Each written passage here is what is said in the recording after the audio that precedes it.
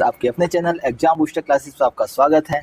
हम कर रहे हैं बायोलॉजी के important question practice test series जो हमारे लिए हेल्पफुल होंगे JIC, UPTGT और बायोलॉजी के तमाम एग्जामों के लिए। तो चलिए बिना देरी के शुरू करते हैं। हमारा पहला क्वेश्चन है, the concept of natural selection was given by Charles Darwin, Lamarck, Mendel या फिर विजरमैन। तो जो कॉन्सेप्ट ऑफ नेचुरल सिलेक्शन है वो दिया था आपका चार्ल्स डार्विन ने, ठीक है। और लेमार्क ने क्या दिया था? लेमार्क ने दिया था आपके use and disuse of organ. और आपके मेंडल कौन थे? मेंडल थे फादर ऑफ जेनेटिक्स। जेनेटिक्स के बारे में इन्होंने बताया। फादर ऑफ जेनेटिक्स कौन थे? Gregor John Mendel, genetics. और विजरमैन कौन थे? इन्होंने बताया था कंटिन्यूटी ऑफ जर्मप्लाज्म। इनकी थ्योरी थी कंटिन्यूटी ऑफ जर्मप्लाज्म। तो कॉन्सेप्ट ऑफ नेचुरल सिलेक्शन किसने दिया था? Charles Darwin. Option number A आपका यहाँ पे सही हो जाएगा। नेक्स्ट क्वेश्चन है, name of the filtration unit of the excretory system in human. Ureter, nephron, neuron या फिर यूरेथ्रा। तो इसका सही ऑप्शन हो जाएगा option number 2, nephron. Excretory system की यूनिट कौन सी होती है? Filtration unit nephron. और न्यूरॉन क्या होता है? न्यूरॉन होता है आपके नर्वस सिस्टम की यूनिट, ठीक है। अब नेक्स्ट क्वेश्चन है, elastic cartilage can be seen in. Elastic cartilage कहाँ पाए जाते हैं? लिम्फ बोन, पिन्नाई ऑफ मैमल्स या फेबिस ऑफ एज फ्रॉग या फिर ट्रैकी। तो ये पाए जाते हैं ऑप्शन नंबर 2, पिन्नाई ऑफ मैमल्स, ठीक है। ऑप्शन नंबर 2 यहाँ पे आपका सही जवाब हो जाएगा। नेक्स्ट क्वेश्चन है, the herbivores have the longer small intestine compared to the carnivores because. तो जो हर्बीवोर्स के जो इंटेस्टाइन होती है, स्मॉल इंटेस्टाइन, वो लार्जर होती है कार्निवोर्स के। क्यों? क्योंकि जो ग्रास है, ग्रास का डाइजेशन होता है, ग्रास में जो सेलुलोज होता है उसका डाइजेशन हार्डेस्ट होता है। तो यहाँ पे ऑप्शन नंबर ए आपका सही जवाब हो जाएगा। Name of the 2 endocrine glands which secrete their hormone when they receive order from the pituitary through the hormone. तो इसका सही ऑप्शन हो जाएगा थायराइड और टेस्टिज। ऑप्शन नंबर 2 यहाँ पे आपका सही जवाब हो जाएगा। नेक्स्ट क्वेश्चन है कि consider the following statement about haemoglobin. Haemoglobin के अनुसार कौन से आपके स्टेटमेंट सही हैं? It carry oxygen in the blood, बिल्कुल सही है। It is an iron containing compound, yes, haemoglobin एक आयरन कंटेनिंग कंपाउंड है। It provide immunity against certain disease, नहीं, हीमोग्लोबिन इम्यूनिटी प्रोवाइड नहीं करता है। It impart red colour in the blood, yes, haemoglobin red colour आपको provide करता है। तो ऑप्शन नंबर 1, 2, 4 यानी कि ऑप्शन नंबर 4 आप यहाँ पे आपका सही हो जाएगा। नेक्स्ट क्वेश्चन है, the organ present in 2 organism indicate they have a similar origin but perform a different function. मतलब ओरिजिन है, ओरिजिन एंड स्ट्रक्चर सेम है, structure are same but function different. तो वो क्या कौन से हो जाएंगे? वो हो जाएंगे आपके होमोलोगस ऑर्गन, ठीक है। ऑप्शन नंबर सी यहाँ पे आपका सही हो जाएगा, homologous organ.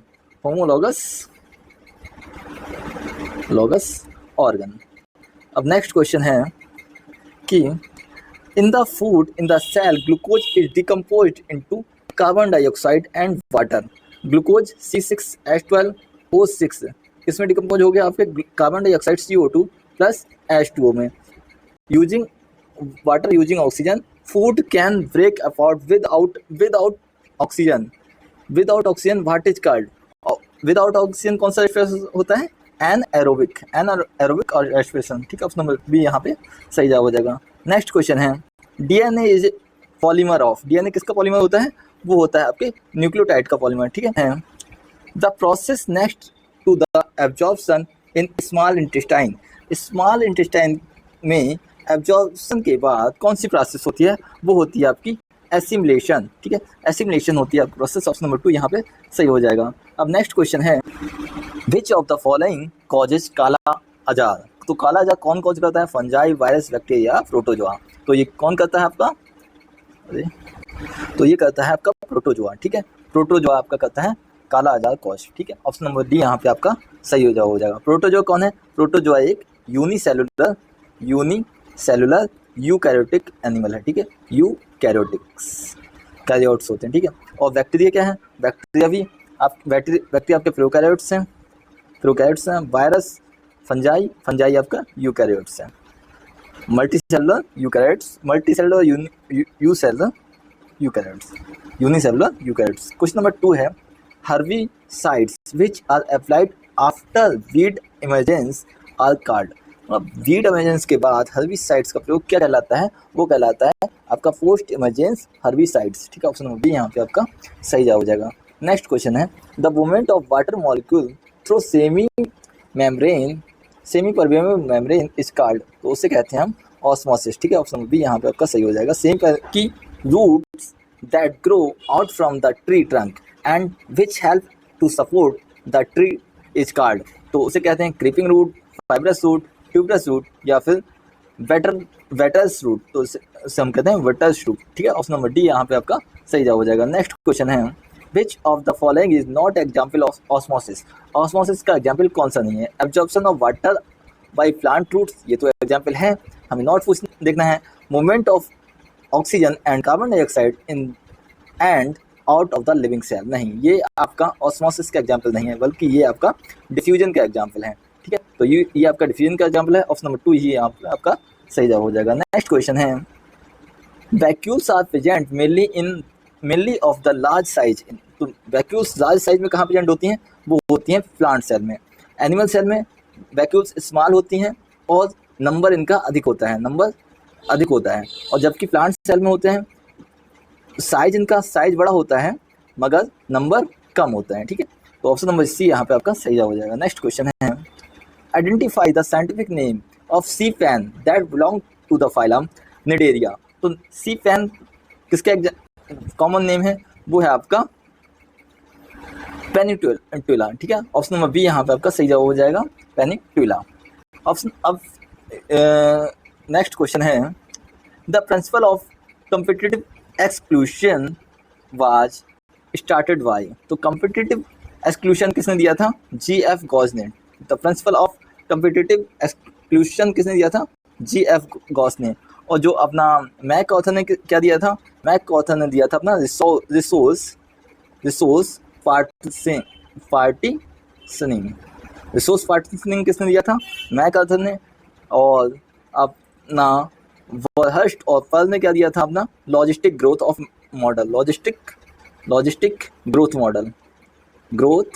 Model. Next question है कि sperm maturation occur in the. Sperm maturation कहाँ होता है? वो होता है आपके इफिडिडाइमस में, ठीक है। इफिडिडाइमस स्पर्म मैचुरेशन कहाँ होता है? इफिडिडाइमस। क्वेश्चन नंबर नेक्स्ट है amoeba belong to the which of the following categories of micro organism. Amoeba किससे बिलोंग करता है? अमीबा करता है अपने प्रोटोजोआ से बिलोंग, ठीक है। अमीबा करता है प्रोटोजोआ से बिलोंग। प्रोटोजोआ क्या है? एक यूनिसेलुलर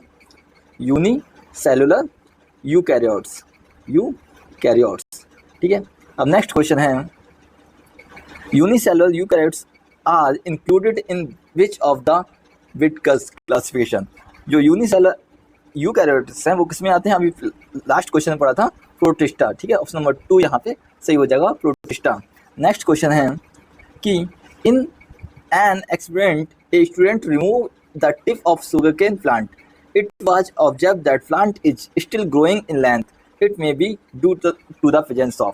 तो एपिकल मेरिस्टेम कहाँ होती है? प्लांट के अपर साइड में।